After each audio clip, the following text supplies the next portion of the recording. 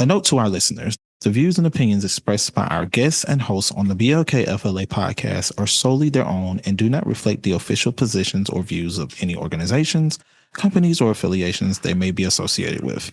Any statements made are personal opinions and should not be construed as representing their respective employers or organizations. As always, thanks for listening.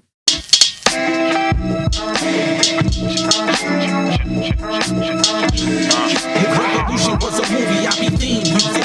Time to ignite what I spit is lighter fluid. Stepping into it, fixed rays, such a glorious design. Marching into the biggest fight of our lives. Time to spoil the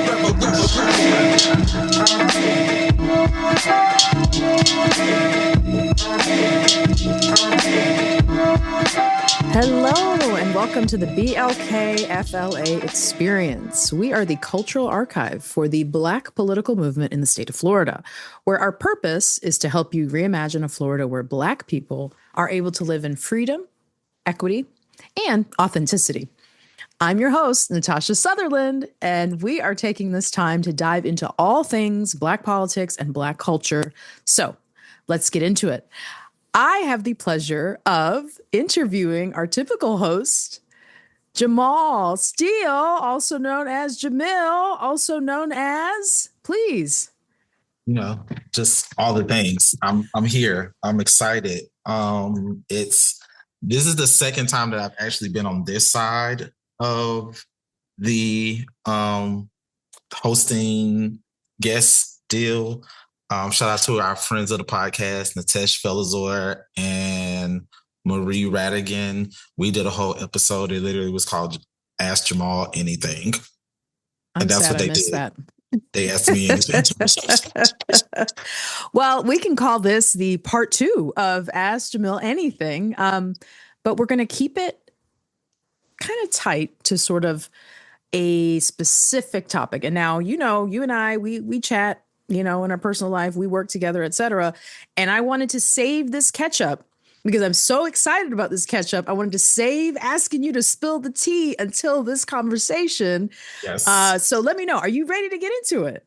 I am very anxious, but also very ready. I'm so ready. I'm awesome. Ready for this. Okay. So I didn't even get to ask you this. How are you? First of all, how are you? I'm good. Okay. Vacation has been great. Okay. Shout out to the 9 to 5 Black Voters Matter. They always do this thing every July where they give us a July vacation. And so I technically I've been on vacation since the 3rd. Oh, that's beautiful. And I don't come back to the office until Monday, the 27th. Okay, so we're feeling Black boy joy, I hope. Yeah, very much so. We are doing Black men rest. Relax. As much as I could. 100%. Okay. All right. Well, I appreciate you taking this time. So, all right. So you're doing well. You're on your vacation. Now, I heard and saw on social media that you were at something called Leadership Blue. So I think it's important, for us to first level set a little bit. For people that maybe have no idea what that is, because not everybody's a total nerd for Florida politics like you and me. What is Leadership Blue? Leadership Blue, as I was calling it the entire weekend, is the premier event for the Florida Democratic Party. Is their annual conference, event, gala, because it's all that rolled into one. Okay. And once again, like I said, it's annual because along with there being all of the fun things, they also have candidate trainings and they have other trainings where they're pretty much giving you an inside look into what their organizing plan is going to be, what their GOTV plan is going to be, and just the overall scope of what they want the party to look like, essentially for the next three to four election cycles. Oh, and, wow. This particular Leadership Blue is a crucial Leadership Blue, as we both know, because we are in the midst of midterms. Yep. And so with midterm elections, you run into the risk of having to go up. Shout out to the kid. Hi. But yes, you run into now being introduced to so many of the candidates. Mm-hmm. and electeds that will be carrying the GOTB season for this particular year. And so that's the Cliff Notes version of Leadership Blue. Okay, perfect. Yeah, because we got the T version we got to get into in a little bit. So I'm curious because I remember you sending out the text that you were like, oh, I'm going to do this thing at Lead Blue. So what's the backstory of your involvement there and like how you got invited and like what all you were doing, that kind of thing? So shout out to Will Brown. Okay. Will Brown, former guest. Yep. Independent journalist, friend to the podcast, and as stated, former guest on the last episode, literally the last episode, the Black Press episode. Will hit me up like maybe a few weeks ago and was like, hey, so what's a good email address for you? So I shot him his email, and then I get an email back from the press secretary of the Florida Democratic Party, the awesome and incredible Whitney Murray Brown. And Whitney sent me this email stating that they were creating an inaugural Creator Corps.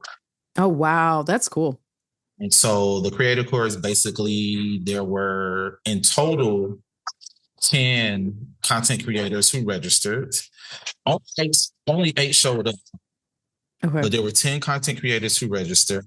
And those content creators were essentially the task and garnered the joy of covering Leadership Blue.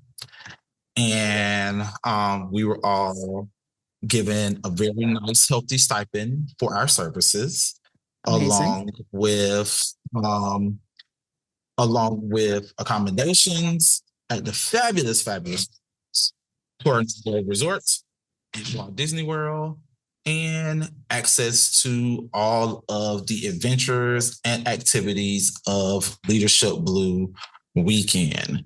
And so my actual weekend started a bit earlier than everyone else's, because I was also given the task by the Florida Democratic Black Caucus to moderate to and be on a panel for their Democratic Black Caucus conference that was happening during the daytime of Friday's Leadership Blue weekend of events. So whether I got hit up for the content core or not, I was going to already be at Leadership Blue that weekend, thanks to the Florida Democratic Black Caucus. So shout out to DBCF.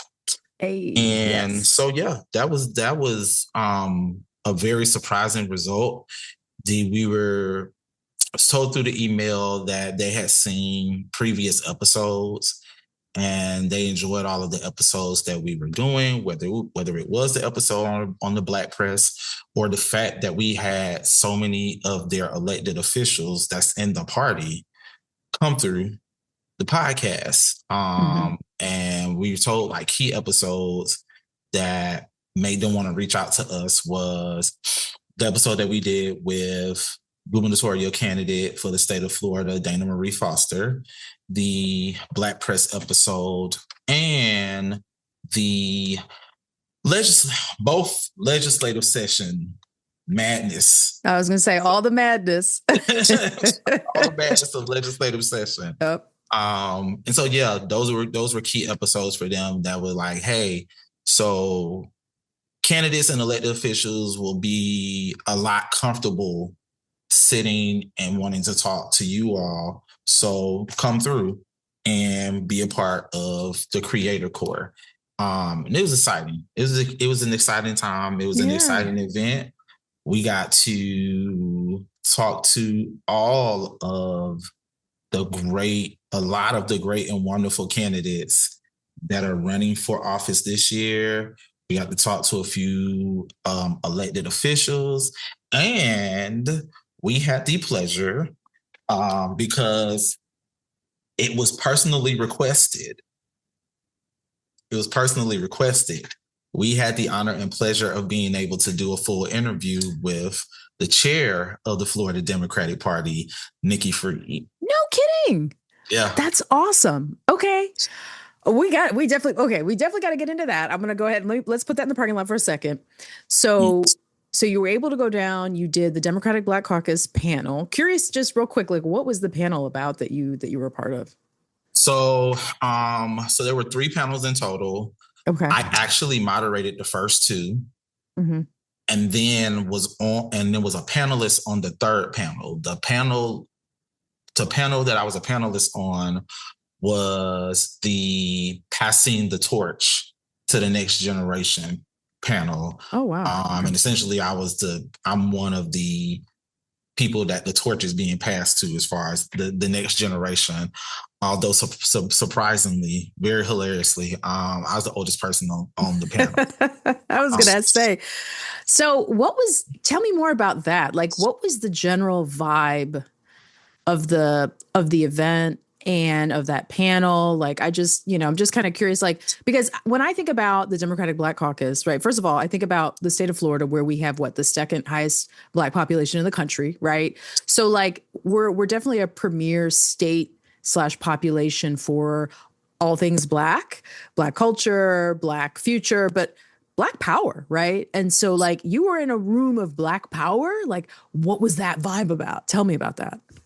The vibe was very chill. Okay. I will say that the Black Caucus, if we're looking at 2027 and them having a Black Caucus conference, then either immediately start sending out registration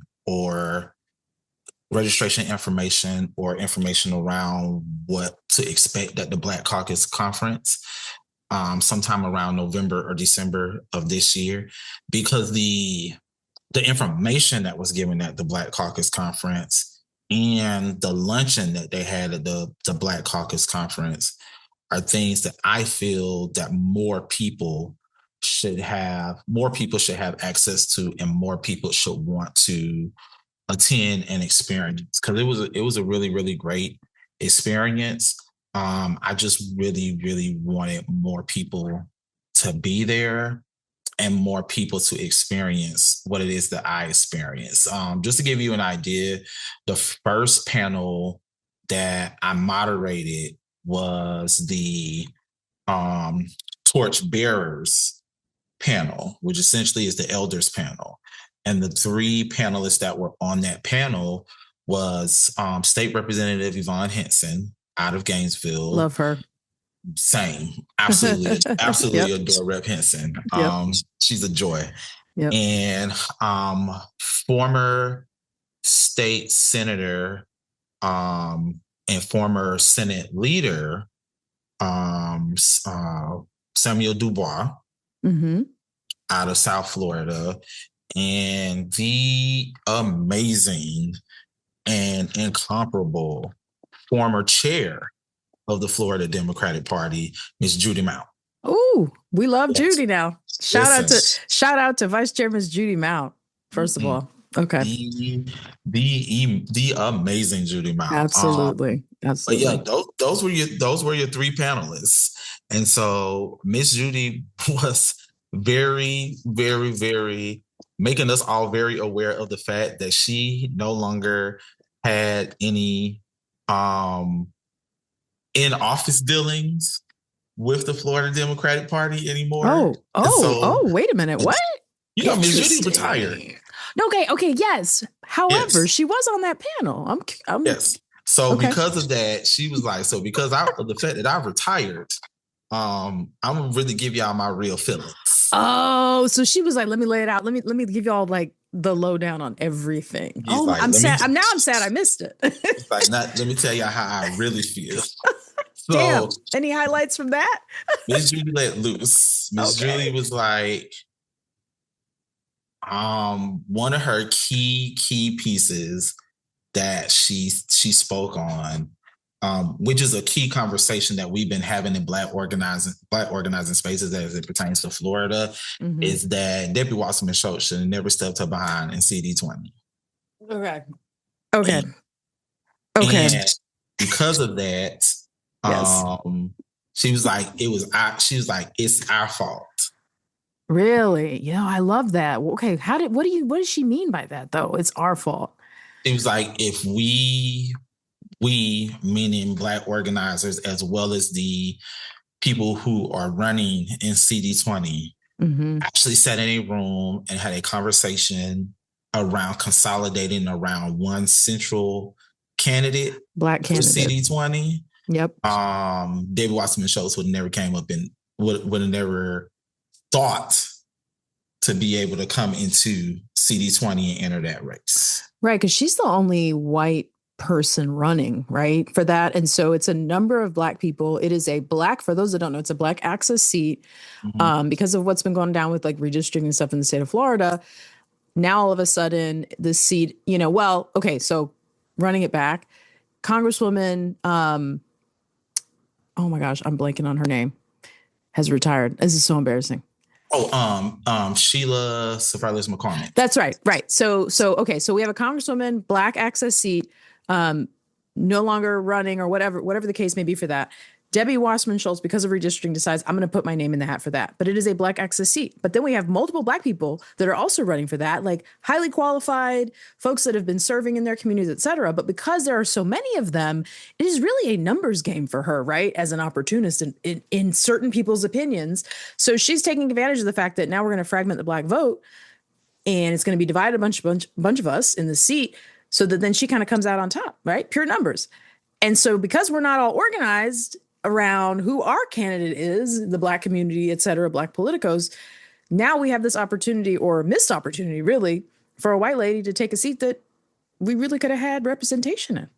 Right. Exactly. Essentially, and is essentially the last of the two Black access seat that we have in the state of Florida. Period. Because of the redrawn maps within the 4-year period that Governor DeSantis has been butchering these maps. Right. So. Okay. Well, we'll put that aside because I know that's a whole episode like all by itself. But I appreciate number one, a leader like Judy who has been in this work and really a barrier breaker for people like me to stand on her shoulders and do the work that I do, for just calling it out and talking about it for what it is so we can learn our lessons. Okay. So we'll put that away. So going back to Leadership Blue, though, the main event, I know you talked about like there was a creator room or it was a creator. What was the situation as far as like your participation in this content creator work that you did? So they gave us a ballroom in the resort, called it the Leadership Blue Creator Lounge. Oh, and it was that's cute. Yeah, it was. And it was a dope room as well. Okay. Had so much room for all of the content creators to really do a lot of the work that they were doing. And essentially what it was is that candidates, elected officials, party leadership could come in a creator lounge and create actual content with us throughout the day. Oh, like in real time. Mm-hmm. For them to use like on their own social media or, I love that. Okay. And so, I mean, that's pretty much how it was. They would create the content with us. We would essentially put it on all of our socials. And because most of the social media outlets have the collab option, we could essentially send it to their social media pages to collab, thereby increasing our numbers, increasing theirs with our followers, and making, and the biggest piece of this, making sure that the Florida Democratic Party is using quality content creators to create content that focused on the party and all of the dealings that was happening within the party. And so throughout the day, each area of the state, when it came to their congressional, state, or local candidates, had a block. And then once we got to top of the ticket, gubernatorial, U.S. Senate, CFO, Attorney General, Commissioner of Agriculture, everything that's at the top of the ticket, those particular top of the ticket items had their own block where the candidates would come in for each block and just essentially build content with us. It would be like a gang of candidates in the room and one would be with one content creator, one would be another with another content creator, and just overall catching the vibe. Shout out once again to the press secretary for the Florida Democratic Party, Whitney Murray Brown. Whitney was really making sure that a lot of the candidates that were coming in were coming over to the area that we created in the Creator Lounge, which we affectionately call the BLKFLA Culture Lounge. Loves.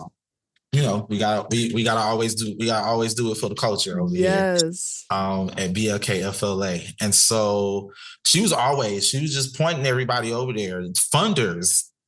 Okay. Literal funders came in, and they caught me at a time that I wasn't actually doing an interview.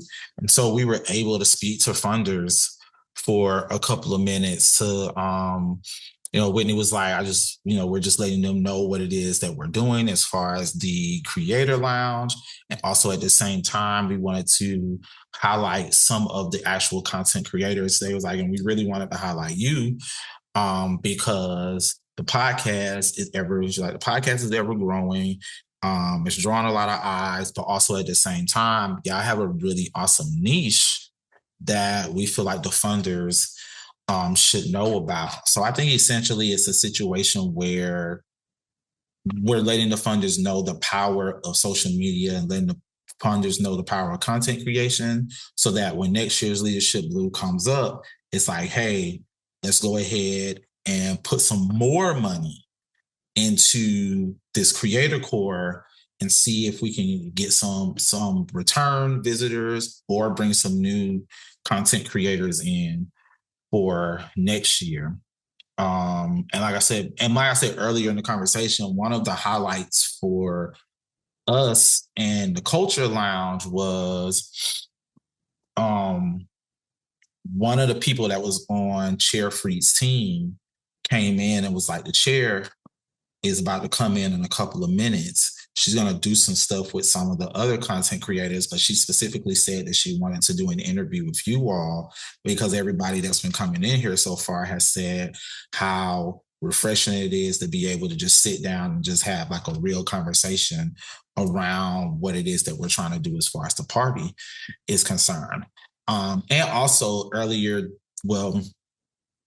the day before at the Black Caucus conference, we had already had an initial conversation around what Black organizing and Black outreach look like for the party, not just this election cycle, but the next couple of election cycles as well.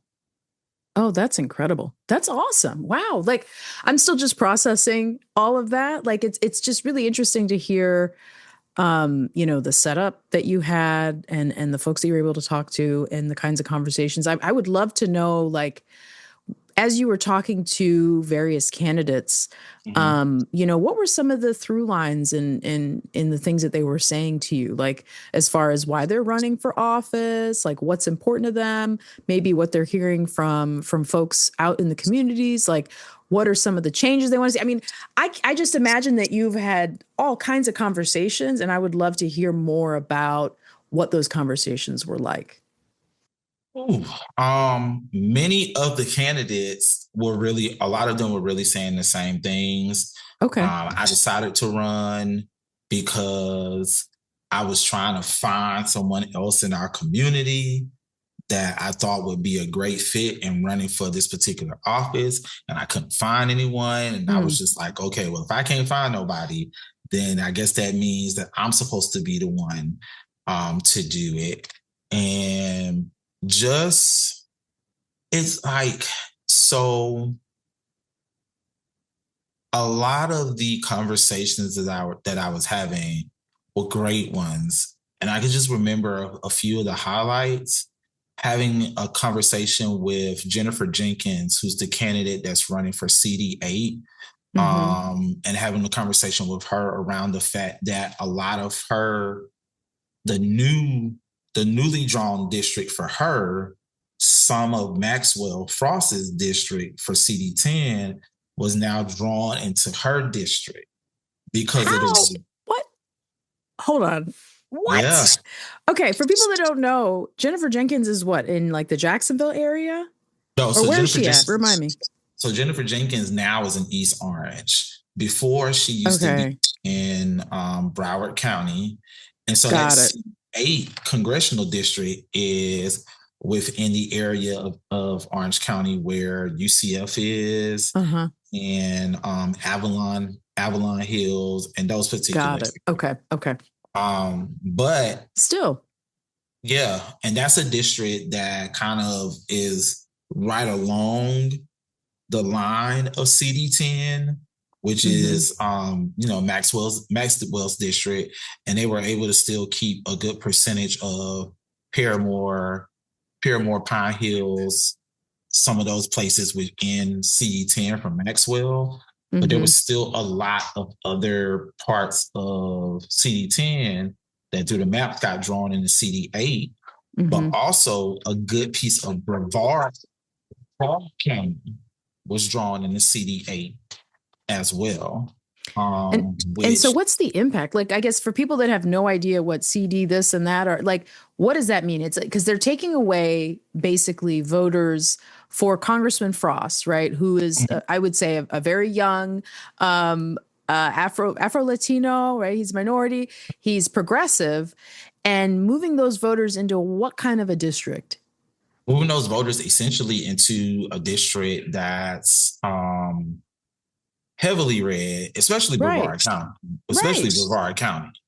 and essentially diluting their Black representation. Exactly. But having a conversation with Jennifer, I found out from her that the joy about that is by drawing some of those people into CD8, it's now made CD8 an actual challengeable district because of the bigger pieces of East Orange County that's still within that particular congressional district. Wow. So now by drawing some of what was CD10 into CD8, you now made a district that essentially you all thought would probably be a 20, 21 point district for the Republicans. Essentially now it looks like it could go either way. Really? 5-6 points for either. Not 6-7 points though, right? Yeah, 6-7. Sorry, my old behind. So essentially making it like a 50-50 shot. So in the efforts to essentially try to maybe take something away from Congressman Frost, they might be giving an opportunity elsewhere for a Democrats potential to actually gain another seat, especially considering with CD10, Maxwell is running unopposed in the primary and in the general. So he essentially just walks back into Congress next year. Love that. Or bikes. I know he bikes around a lot. DC. Okay, so that is really interesting. So you got the Creators Lounge, you're rubbing elbows with donors and interviewing politicians. What kind of, just me personally, like what kind of star power was there? Like who all was over there? Who did you get to talk to that people you think would recognize, like, or be like, oh my gosh, wow. Like what?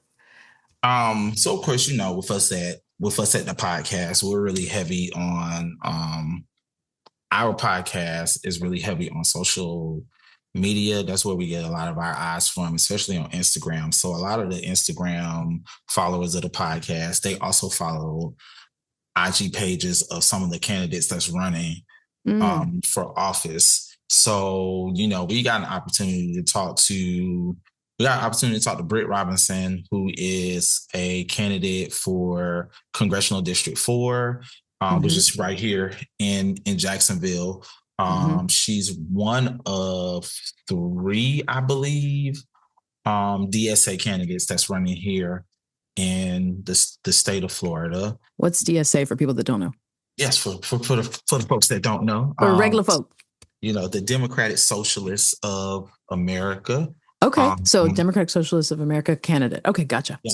an organization and at times a political party that is heavily endorsed and supported by Senator, lovely Senator by the name of Bernard Sanders. Oh, okay, feeling the burn. So we got to talk to Britt Robinson. We also got to talk to Larkin, who is one of the other DSA candidates that's running out of Florida Congressional District 21 down in South Florida. Mm-hmm. He is running against the gentleman who has self-described himself as the DeSantis Democrat, Jared Moskowitz. I didn't know. That is interesting. I had not heard that. Yes. DeSantis Democrat. He calls himself the DeSantis Democrat. We're gonna marinate on that one, friend. Lots of the pieces of legislation that has come through the U.S. House that many Republicans have voted in favor of. Congressman Moskowitz has also voted in favor of said pieces of legislation as well, such as the Brown Laney Act, which is the particular act that gave a lot more control to ICE, as well as bringing back your student loans and things of that nature. So, Jared Moskowitz. Google is your friend, folks. We also were able to have a great conversation with Bernard Taylor, who's running in District 21. And he is running against, if he wins his primary in August, which polls are looking to show that he is the runaway favorite for this Democratic primary, he will be running against Brian Mast. And Congressman Brian Mast is known for two considerable things. He is the only congressman to have ever worn an IDF uniform on the United States congressional floor. Yes, that guy.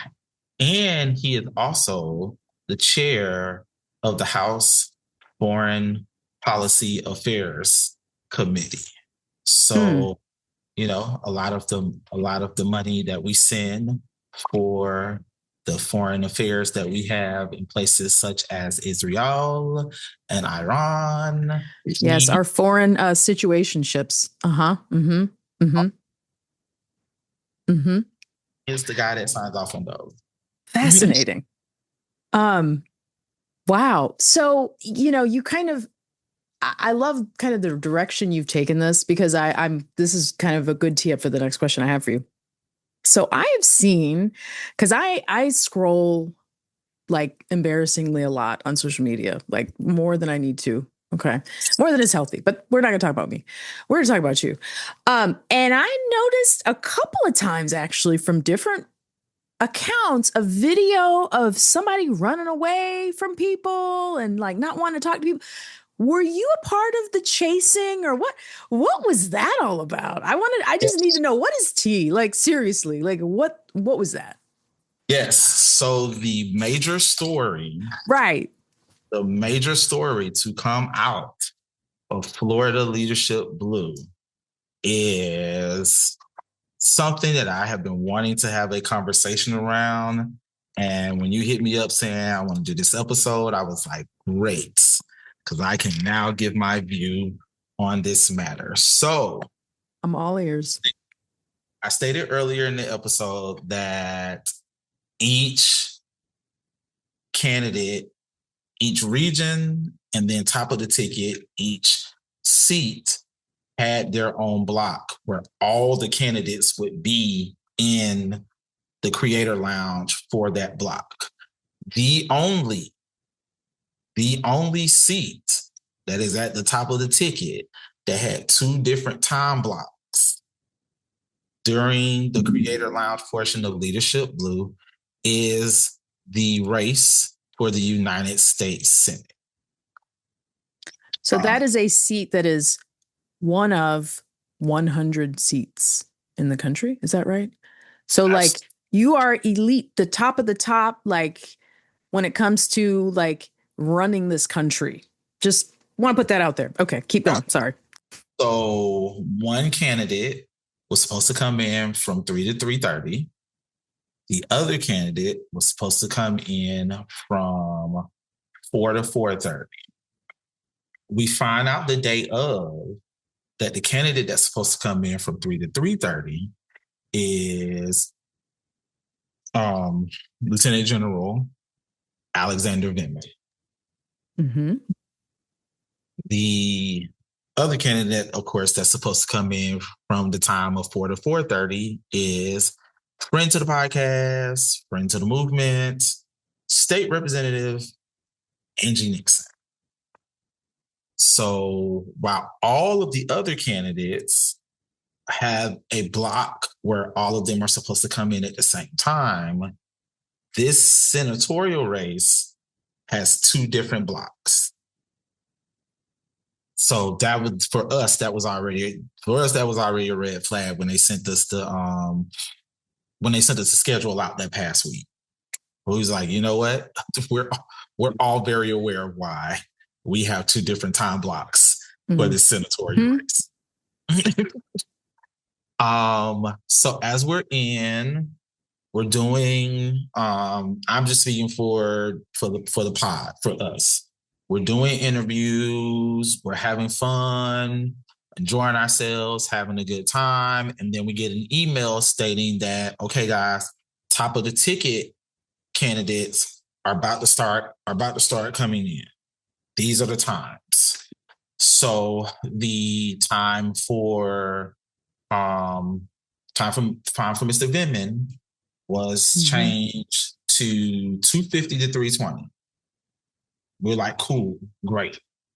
At around maybe 2:50, 2:55, we were told he's still coming in, but it's looking like maybe 3:15, 3:20. But his team has called us and said to us, he's coming in. So you were expecting him to be there. We are expecting the senatorial candidates, Alexander Vindman, to show up in the Creator Lounge. Lieutenant Colonel Vindman. Got it. Yes. So now we're all building strategy around how are we going to do this? Are we going to have separate stations where he comes to each station, builds like maybe 3 to 5 minutes with us? Or do we want to do this as a full round table discussion with all of the content creators and Colonel Vindman? We decide roundtable is probably going to be the best thing because we might run the chance of one of us asking a question that he may not necessarily like, and that be the end of said discussion. At 3:10, 3:15, we then get not an email, we just essentially get told that Vindman is a no-show. So who told y'all that? Staff? His staff. Okay, got it. So they were like, he's not going to. Oh. His staff, FDP staff. Oh, the party staff. Okay, got it. Okay, keep going. Party staff. We'll just leave it at that because there are people that we are still friendly with and said FDP staff that we will never throw under the bus because that's not how we roll over here. No, just talking facts. That's all. Just indeed. Right. So we then have one of the content creators, shout out to Amanda Informed, that's her tag on Instagram and on the TikToks, Amanda Informed, who let us know that Vindman's team sent Vindman to the bathroom. Okay. To have Vindman hide in the bathroom. Oh.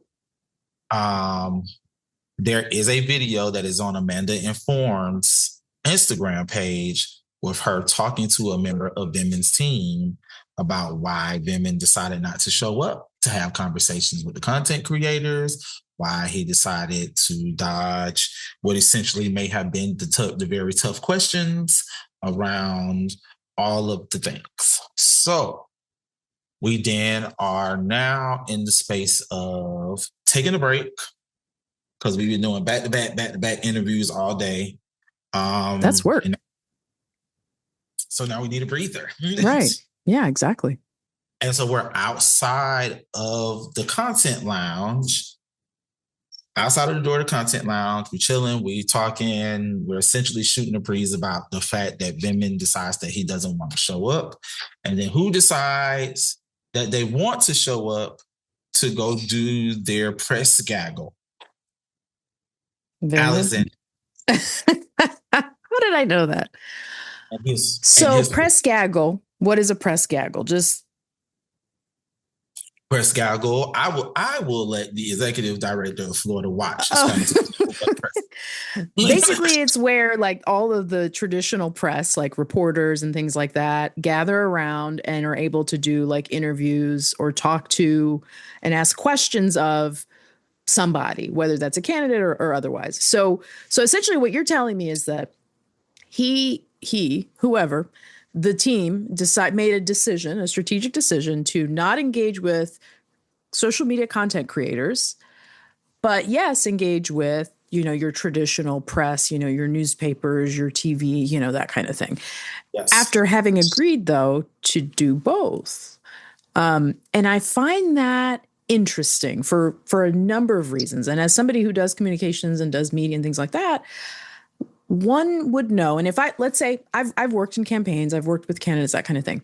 If Absolutely. I were to advise a candidate, one thing I would say to them is that both are very important for a number of reasons, because you want to reach every type of voter and you want them to know your message and you want to be accessible to them. And as I'm sure a lot of your listeners know, like different demographics are more reachable in different ways. And so when you think about who like still looks at a newspaper or like watches, CNN or your local news versus like who's on Instagram and TikTok, those are very different. They can be very different kinds of people. And so I think it is very telling the kinds of media and outreach a person chooses to engage in when they are running for one of the most significant offices, I'd argue, in the world because of the status of our country and how significant the state of Florida is and all of those things. But that's just me. I don't know. I was just thinking out loud here. It's not even just you, Natasha. It's all of us. I don't work for any of these people. It's just me, just as a regular person, just wondering what the hell's going on. So we're all standing out here, and then all of a sudden we just see a whole cluster of people just briskly walking to the press room, and we look, and it's like Vindman. And so we also are all aware of the events that happened this past weekend in Iran with 2, at the time, Saturday, now 3 soldiers reported being dead within Iran after killed in action. Yes. Right. Yep. Very tragic. Mm-hmm. And so candidate for CD4, candidate for Florida Congressional District 4, Britt Robinson, along with being a member of Democratic Socialists of America, DSA, she is also a military spouse. Same. Just gonna put that out there. But yep. Exactly. And so any of us that have had any dealings with military knows that anyone who has high accreditations within military intelligence still receives military intelligence information of some form. And so Britt decided that it would be in her best interest to ask the questions around what is going to happen, not just to the individuals who are involved in being killed in action, but other military personnel when it comes to the Iran conflict. Are we sending more people over? What's going to happen? These are basically all the questions that were being put on Vindman. Because of his military background. Exactly. And I would argue because he wants to run for he wants to be a senator, and senators to have a role to play in our national security. Is that right? Exactly. And instead of taking at least 2 to 3 minutes of time to answer said questions, he continues to briskly walk towards the press gavel. And as he's walking towards the press gavel, we are capturing everything in real time on video to basically show individuals that if a candidate for U.S. Senate cannot handle the tough questions now on the campaign trail, then what makes you think that they are going to be able to handle even more tougher questions once they become your actual United States Senator, and you have to either visit them in their district office or in their DC office around matters that affect you as a constituent here in the state of Florida? Because, as we all know, United States senators do not represent a particular district. They represent the whole at-large state of Florida. And then they get to the press room. And as they're walking into the press room, a sitting congressional candidate also has access to said same press room. Till member of Vindman's team looks at said congressional candidate, closes the door on them, and says, "You cannot come in here." But not only closes the door on them, also closes the door on independent journalists and friend to the podcast, Will Brown, who is a journalist that was trying to come in for the press guy. Now, they did end up letting Will in. Okay.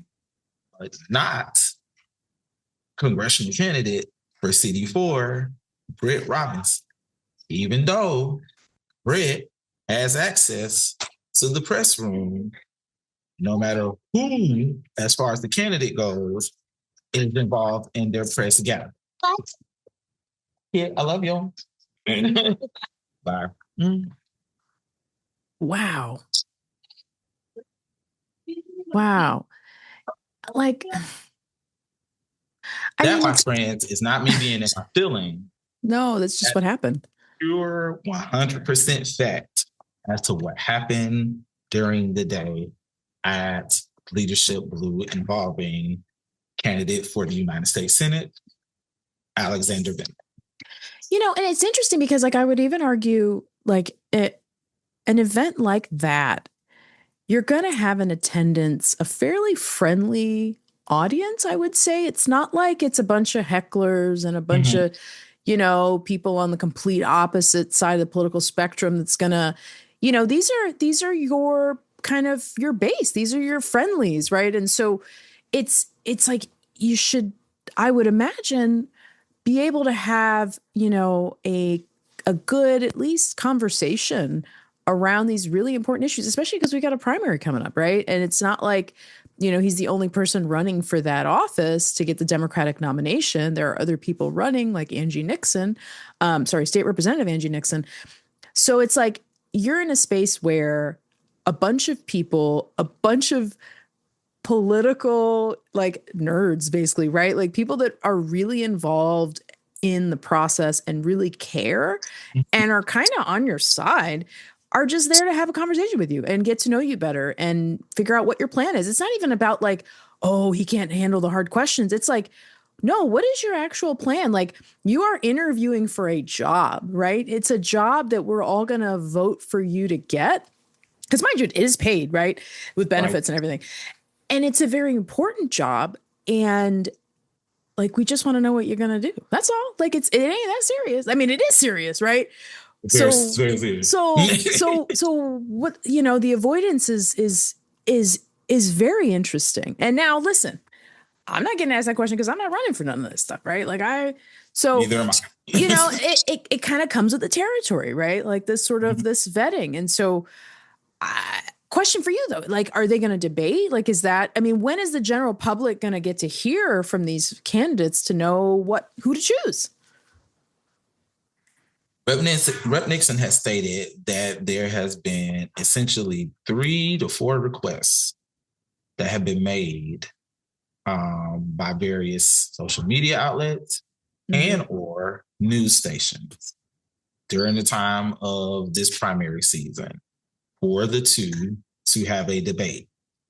Neutral ground, either neutral ground, or there have been 2 stations here in Jacksonville that have requested a debate. There's been one, I think, in Orlando, which essentially would be neutral ground for both candidates.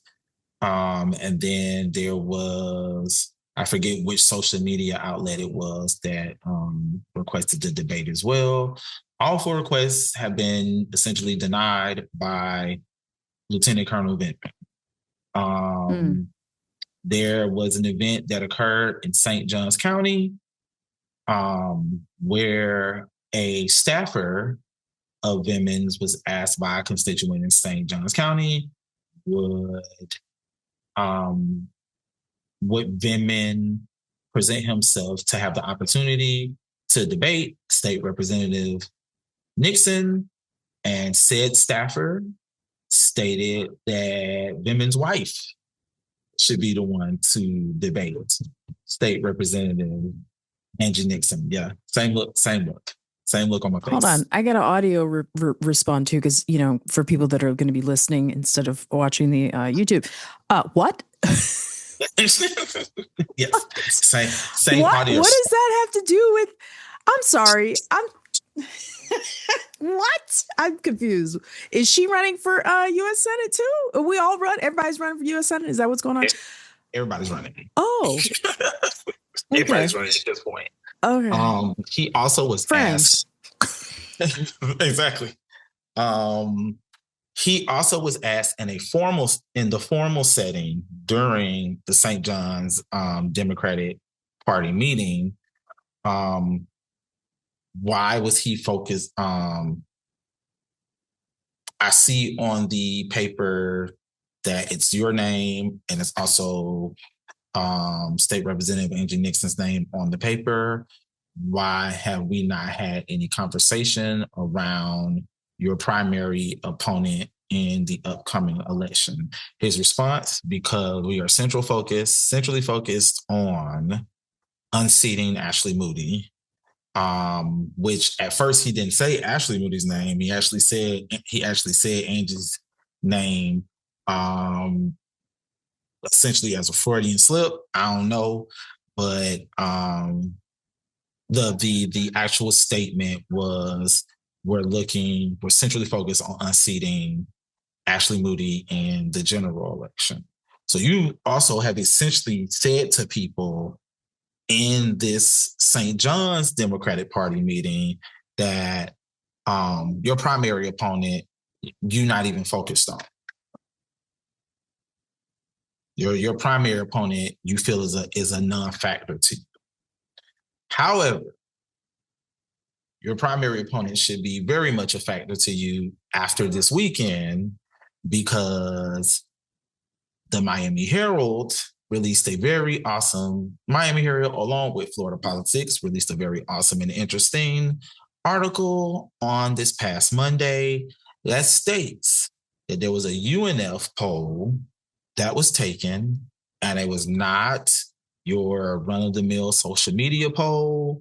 This poll was taken with 41 to 43% Republicans, essentially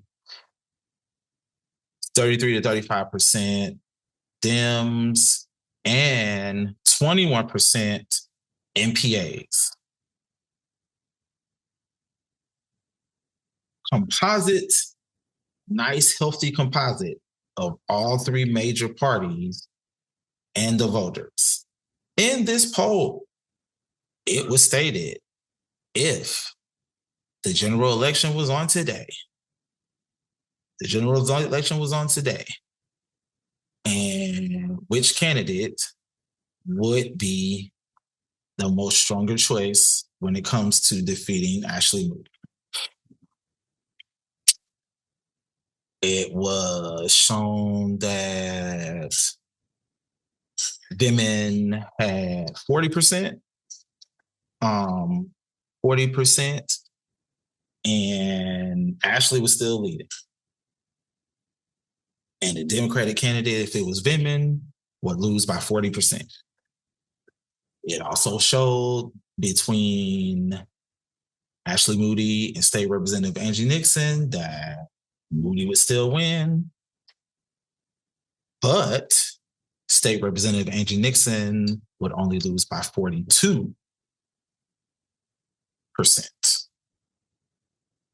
Now, said same poll stated if the primary was today between Vindman and Nixon, who would win? Vindman would win, but in the midst of that poll, it showed that there was still 21 to 22% of voters who took that poll that were undecided between the primary of Vindman versus Nixon. Meaning that when we're looking at the primary for August the 18th, State Representative Angie Nixon has the best fighting chance to defeat not just Lieutenant Colonel Alexander Vindman, but also current United States Senator Ashley Moody, because that 42%, if Angie Nixon becomes the presumptive Democratic nominee for the United States Senate here in the state of Florida, that 42% can change at any time. If she's essentially the only Democratic candidate that you have to worry about moving forward into the election. And we were told that said poll was taken between July 7th through July 17th. Those people who may or may not have taken the poll on July 17th saw some things come across their screen during that particular time. I just want to throw that out there and move on with my days from this particular subject. That's actually perfect. Also ready to move on. I feel like you spilled enough tea and we done drank it up and we're good. We're full now. Right. We're satisfied. So I think just kind of if there's anything else, like last sort of thoughts or takeaways just from your experience at Leadership Blue. I mean, I've never heard of a creators lounge at an event like this before. So I think that's really cool. And I think it's like, it really speaks to the desire, I think, to democratize information, right? To like give people access that wouldn't normally be in those rooms, right? Like regular people don't go to stuff like that, right? So I think that's kind of cool that they did that. So just any kind of final thoughts in general on that, and then we can let you go. Oh man, one of the joys of being able to have direct access to the press secretary for the Florida Democratic Party is being able to have those conversations and finding out from her that essentially the only thing that you really have to like really make a purchase on for real when it comes to Leadership Blue is the gala. And of course your hotels and things, the gala and the welcome reception. And essentially, any of your hotel costs, things of that nature. The trainings, the panels, those things that happen during the day on Saturday All you have to do is literally go online and register. And it's free? And if you can show up in the city, it's free. Oh, well, so if people are like already there, okay. I didn't. That's great. Just go ahead and pop up. So, and not only that, but if there are people who essentially want more information on what the party is doing and, is willing to spend that gas and food money, drive down to wherever it is going to be, and you can have more information on the dealings of what the Democratic Party is going to do during that particular time. It's a joy to know and understand that, so that way you can take an even more in-depth peek into things that are going to happen. I will tell you, like legit, I will tell you that anybody who registers for Leadership Blue, whether it's, just the trainings or anything, they're going to check to make sure that you're a registered Democratic voter, because those are the only people that they want in the bill. Well, sure. So, right. Exactly. You have to actually have a stake in all that, right? Like, and actually be like, okay, but I get that. Like, and I think it's really great that, that you pointed that out, because I think that there are people even within that complain about it, right? And they go, oh, they're not doing this, they're not doing that. Well, okay, show up and be a part of fixing that problem, whatever those problems are, right? Like, and so I think that what you brought up is perfect. That's the perfect way to end this episode. Don't talk about it, be about it, be the change you wish to see in the world. And that is one way to start, is to renovate, the party or whatever entity you're a part of from the inside out, right? Being a part of that. Well, this was awesome and really interesting. I appreciate you catching me up on what I missed. So to everybody else that's listening, this is Natasha Sutherland, and I'm showing y'all so much love and appreciation for joining us on this BLKFLA experience. Stay free, stay blessed, and continue to get acquainted with greatness. We'll talk again soon. Bye, y'all. Two there, one mind, right to bring it to you. If revolution was a movie, I'd be theme music. Time to ignite what I spit is lighter fluid. Stepping into it, fixed rays, such a glorious design. Marching into the biggest fight of our lives. Time to spoil the